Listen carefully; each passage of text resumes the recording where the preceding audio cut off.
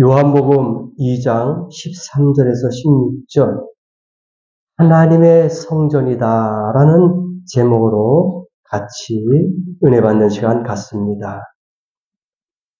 본문에 보면 주님께서 성전 안에서 소나 양, 비둘기 파는 사람들을 내어 쫓으시고 돈 바꾸는 사람들을 쫓으셨다 했는데 왜 예수님이 이런 자들을 쫓아내셨을까?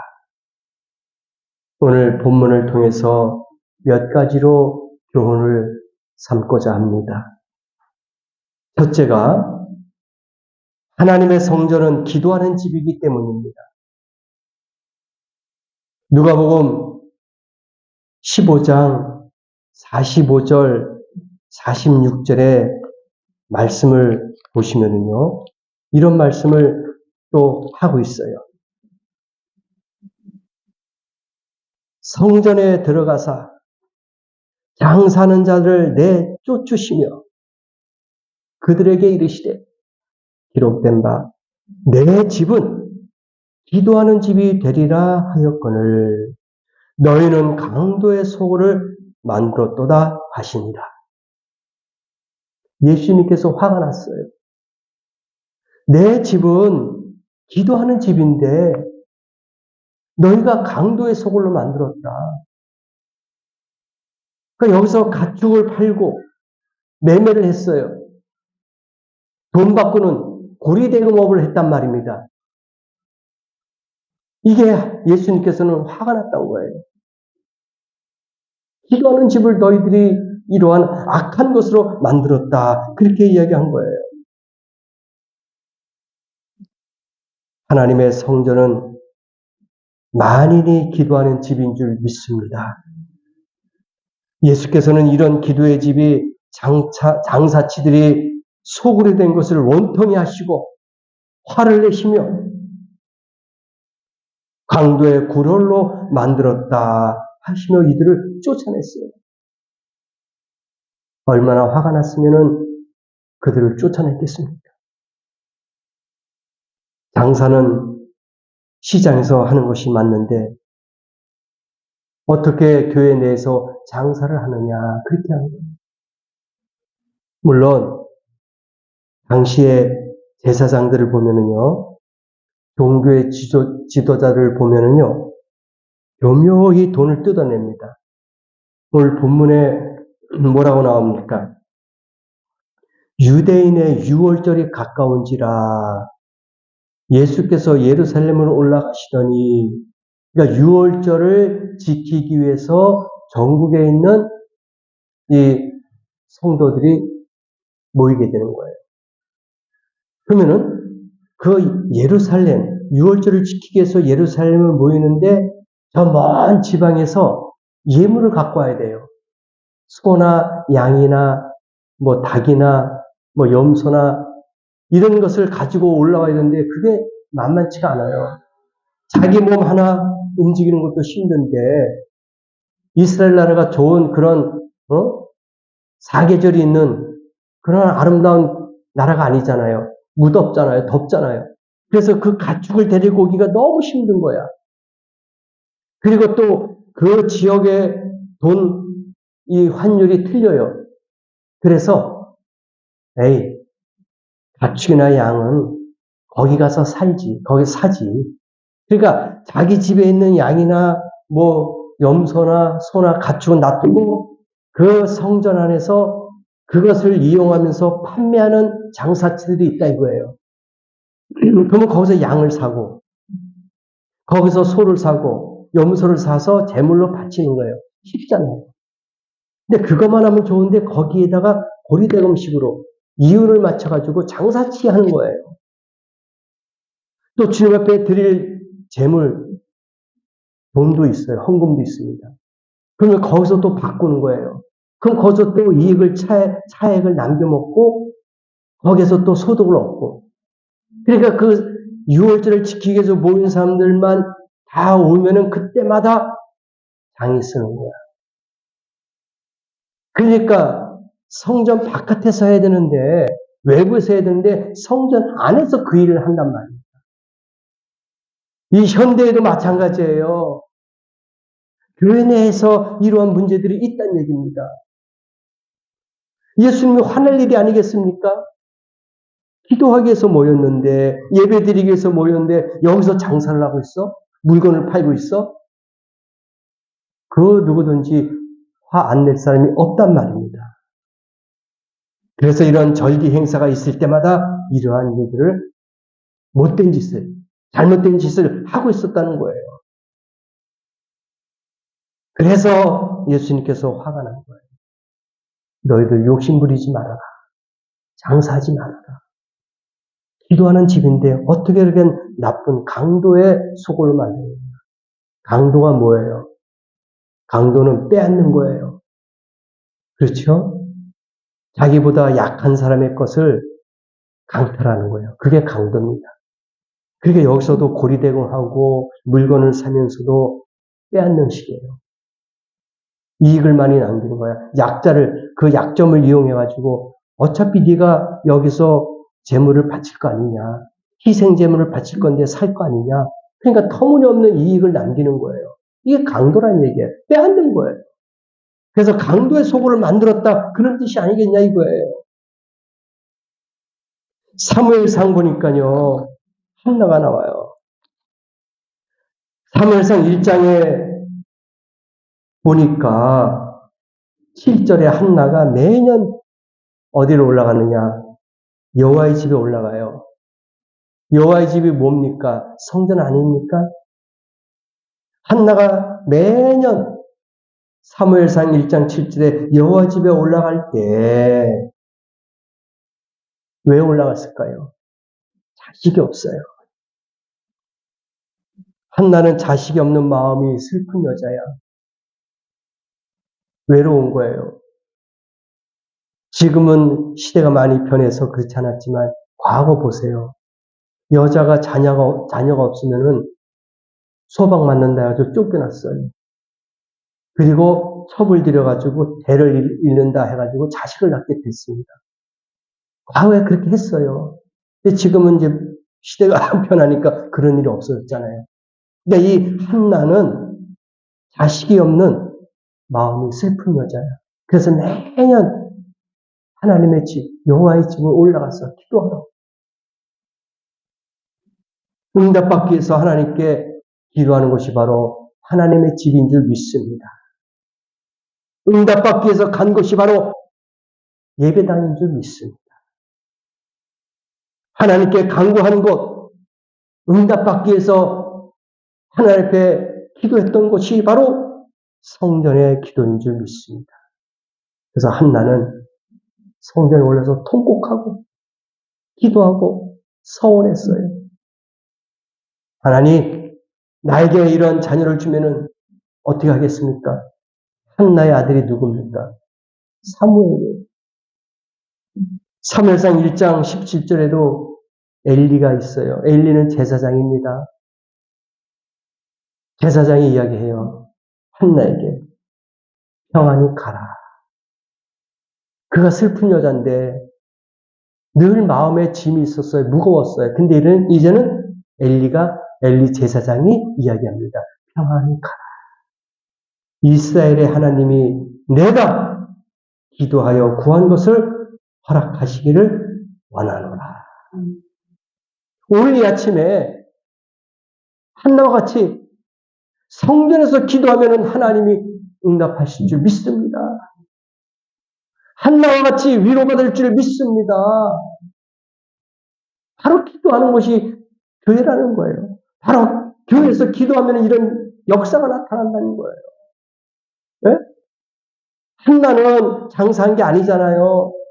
매매한 게 아니잖아요. 자기의 슬픈 마음, 무거운 마음을 가지고 매년 올라가서 기도했어요. 처음에는 이상한 소리 하니까 엘리가 제사장이 저 여자 술 챘네? 술 먹었네? 알코올 중독자네? 분명히 1장에 보면 그렇게 나와요.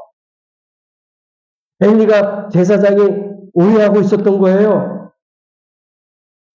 그냥 한나가 이야기합니다. 난 아니다. 엘리가 그런 거야. 야, 이 여인아, 너 술 끊어. 너 지금 알코올 중독자야. 너 지금 중얼중얼하고 이상해. 너 증세가 술을 끊어라. 포도주를 끊어라 그랬어요. 14절에 나와요. 엘리가 그에게 이르되 내가 언제까지 취하여 있겠느냐. 포도주를 끊어라. 당당하죠. 그러니까 이 한나의 마음이 얼마나 힘들었겠냐 이거예요. 응? 알코올 중독자처럼 기도하고 그렇게 정신이 없었던 거야. 이성을 잃어버릴 정도였었던 거니까. 제사장이 그렇게 볼 정도니까. 그러니까 한나가 이야기합니다. 아닙니다. 나는 어떤 사람이냐 15절에 슬픈 마음이 슬픈 여자입니다. 왜 슬플까요? 기도의 제목이 있기 때문에 슬픈 거야. 그 기도의 제목이 뭡니까? 자식이 없었던 거예요. 그래서 슬픈 겁니다. 그래서 내 마음이 너무 슬퍼서 내 심정을 하나님 앞에, 예수님 앞에 애통하는 마음으로 기도한 것뿐입니다. 그렇게 이야기한 거예요. 여러분도 한나와 같은 그런 마음에 기도의 제목이 있습니까? 주의 전을 찾아서 기도하면 응답받을 줄 믿습니다. 오늘도 하나님께서 여러분의 마음을 위로해 주실 줄 믿습니다. 그곳에서 응답 받았잖아요. 다른 곳에서 받은 게 아닙니다. 성전에서, 예배당에서 기도하면서 응답 받았어요. 그래서 성전은 기도하는 곳인 줄을 믿습니다. 두 번째, 하나님의 성전은 거룩한 곳이므로 더럽혀져서는 안 되기 때문입니다. 성전은 거룩한 곳이에요. 물론 건물이 거룩한 게 아니야. 하나님이 함께하는 곳이기 때문에 그곳이 거룩하다는 얘기예요. 고린도전서 3장 17절의 말씀을 우리에게 또 알려주고 있어요. 뭐라고 말씀해 주시느냐?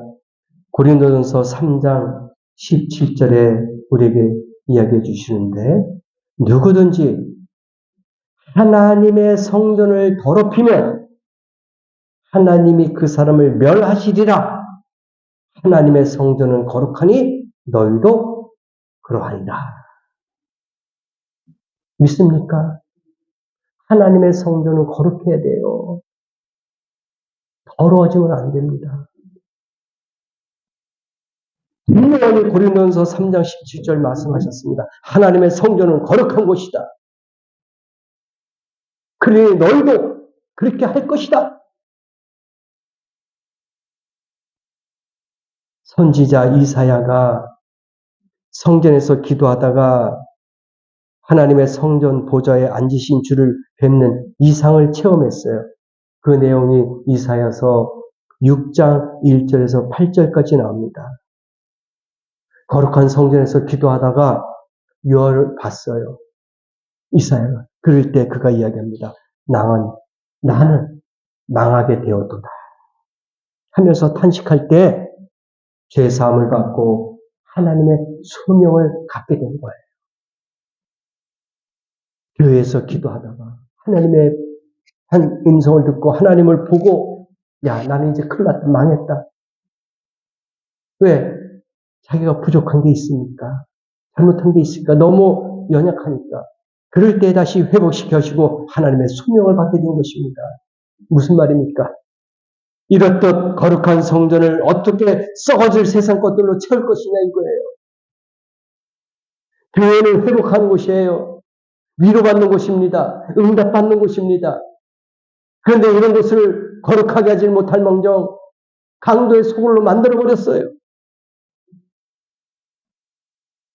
여러분, 성전은요, 하나님이 계시는 성전도 있습니다만은 우리의 몸, 우리의 육신도 성령이 거하는 전인 줄 믿습니다.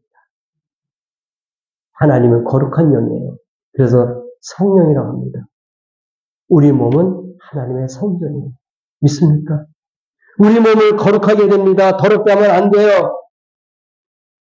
고린도전서 3장 오늘 16절 보세요. 내가 이야기합니다. 바로 하나님이 이야기합니다. 하나님의 성전인 것과 하나님의 성령이 너희 안에 거하신 줄을 모르느냐? 이야기하고 있잖아요. 3장 16절. 너희가 하나님의 성전인 것과 하나님의 성령이 너희 안에 계신 것을 알지 못하느냐? 반문하는 거예요. 하나님은 성전에 계신다 이거예요. 그러니 너희도 성전이다. 왜? 하나님의 성령이 너희 안에 거하기 때문에 너희도 성전이다. 그래서 성전은 어떻게 된다? 거룩해야 된다. 깨끗해야 된다.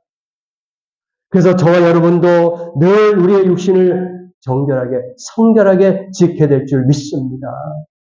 왜? 더럽히면은 하나님 어떡한다 했어요? 멸하신다 그랬습니다. 응? 우리는 하나님의 성전인데 만약에 우리의 몸을 더럽힌다면 하나님이 우리를 버리실 거예요. 멸하실 거란 말입니다. 그래서 우리는 우리의 육신을 잘 보존해야 돼요. 근데 청소년들 보세요. 음주, 흡연, 마약, 인터넷, 게임, 성범죄, 딥페이크, 너무나도 이 세상이 악해집니다. 우리의 육신을 다 더럽히고 있어요. 하나님이 버리실 겁니다. 오염되어 있어요. 오늘 아침에 우리의 마음을 깨끗하게 정화시키십시다. 우리의 몸을 깨끗하게 성화시키십시다. 우리의 마음에 깨끗한 하나님의 전이 이루어질 수 있도록 항상 찬양과 찬미가 끊이지 않아야 될 줄 믿습니다. 그래서 로마서 1장 24절에서 32절까지 나중에 시간 되면은 집에서 잘 찾아보시기 바랍니다. 우리에게 하나님께서 이 말씀으로 또 너의 몸을 거룩하게 잘 지키라고 말씀해 주셨습니다. 그러므로 우리의 성전, 우리의 몸이 깨끗하게 유지될 수 있도록 우리의 마음속에서부터 찬양과 기도가 늘 새롭게 임해야 될 줄 믿습니다.